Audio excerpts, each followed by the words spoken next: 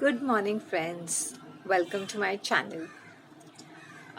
My latest video was on Bates Motel, the analysis of a mother and son relationship.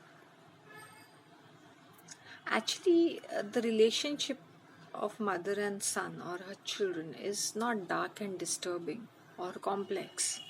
It's the way uh, it depends on every individual how they treat their own offspring. So it's an individual perspective. Having said that, this time I'm going to explore Bollywood mothers and their mama's boys. How do these women turn their men into simps? If you have noticed that in 40s, especially 50s, 40s, late 40s, the entire 50s, it was the era of socialism. Then in the 60s, it was capitalism. So and in 70s it is more of a communism kind of a feeling जहाँ पे workers are fighting for their rights and all that.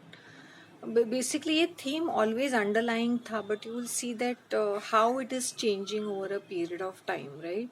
Why am I giving these political background is because we have to understand that Bollywood actually reflects that era and how it affects the socio-economic factor or the cultural factor in the current situation. और तुम देखते हो कि generally जो जितने भी 99% of the movies होते वो हीरो की माएँ हमेशा विडो होती थी. Father was never in the picture, and even if father is in the picture he is a patriarch, means he is a total control freak. अब जब फादर नहीं रहते तो मदर जो होती है she takes the back seat, जहाँ पे all the time she is dependent. वो सफ़ेद साड़ी में लिपटी हुई होगी. If she is a young widow, मतलब वो कहीं उसने जो बर्तन बाज के या ऐसे घरों में काम करके अपने बेटे को पढ़ाया होगा, तो एक बड़ा सा ऑब्लिगेशन होता है लड़के के ऊपर. So even if he falls in love and gets married, his main priority is like, is my mother comfortable?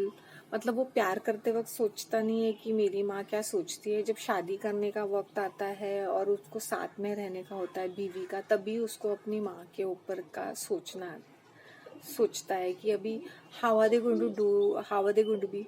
लेकिन माँ को तो पसंद आनी चाहिए, माँ की माँ हाँ करनी चाहिए. And all you will find these guys saying the same kind of dialogue in each and every movie.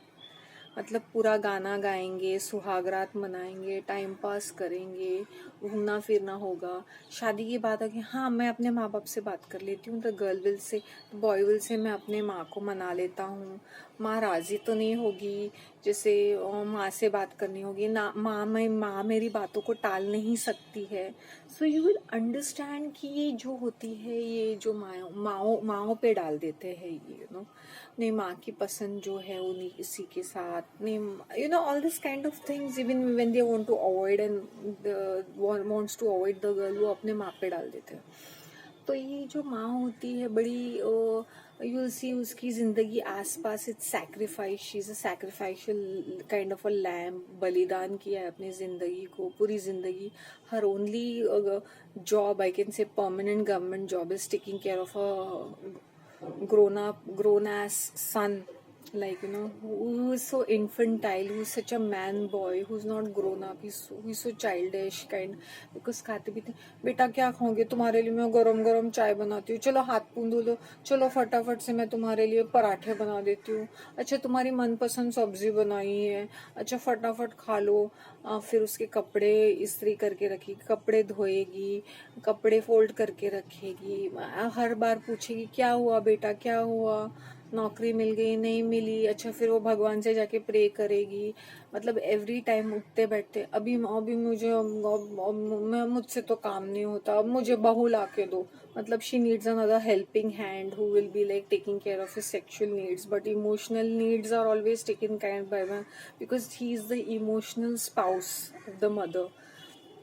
अभी मुझे बहू ला के दे दो, एक बार बहू आ गई तो इसको अभी माँ के लिए अभी बच्चे भी पैदा करने पड़ेंगे.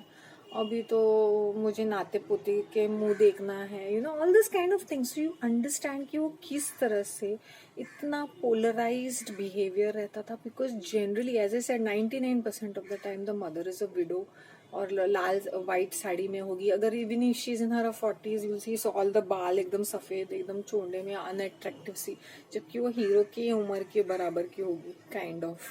But I am just giving you an example, वो किस तरह से मैनिपुलेट करते हैं मैसेस को कि माम के अंदर कोई बुरी आदत नहीं है, ये वो बहुत ही अच्छी है, बिकॉज उसको हार्डशिप्स आए। When you have hardships you become very cruel, you become very hard hearted, and as a widow you will be far more this, क्योंकि तुम अपनी इज्जत को, तुम्हें अपनी इज्जत को भी बचाना है। They don't show her, they show her very Sterlite without any romantic feelings और affections.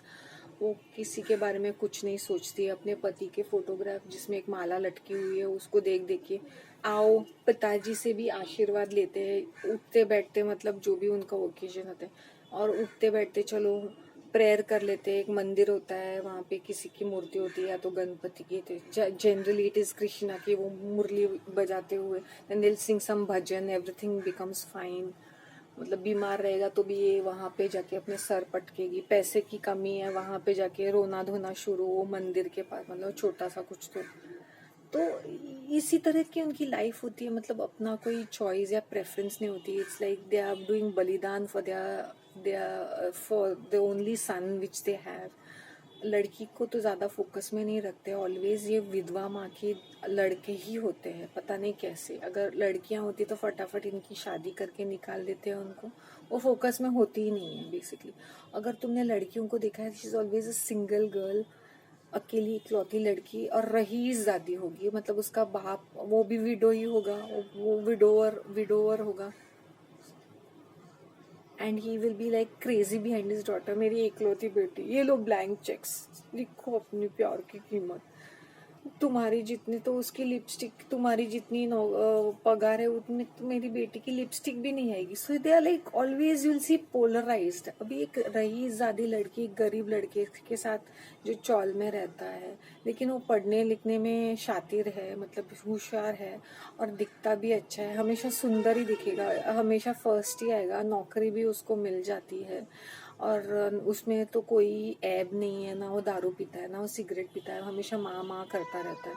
So they show such polarized values that they confuse you as in what is reality. But reality में तो ऐसा नहीं होता ना। A lady so lonely will have her set of frustrations, will have her set of jealousies and possessiveness. वो क्या एक lady दूसरी उसकी बीवी आने पर क्या वो इतनी अच्छी बनेगी जिसने वो अपने बेटे को इतनी विलिंगली शेयर कर पाएगी? सिंस इट इज 3 घंटे की मूवी, उसमें तो हमें सब कुछ अच्छा ही अच्छा, हरा भरा ही नजर आता है।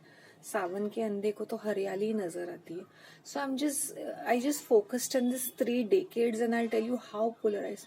देखो अमिताभ और वो शशि कपूर का वो डायलॉग, मेरे पास तो माँ है, जैसे माँ होने मतलब highest placed on the highest value. देखो कितनी, और बेचारी वो निरुपमा राव इतनी अच्छी सुंदर दिखती है, हमेशा विधवा, हमेशा या तो किसी की भाभी या तो किसी की माँ, बस यही उसका रोल था।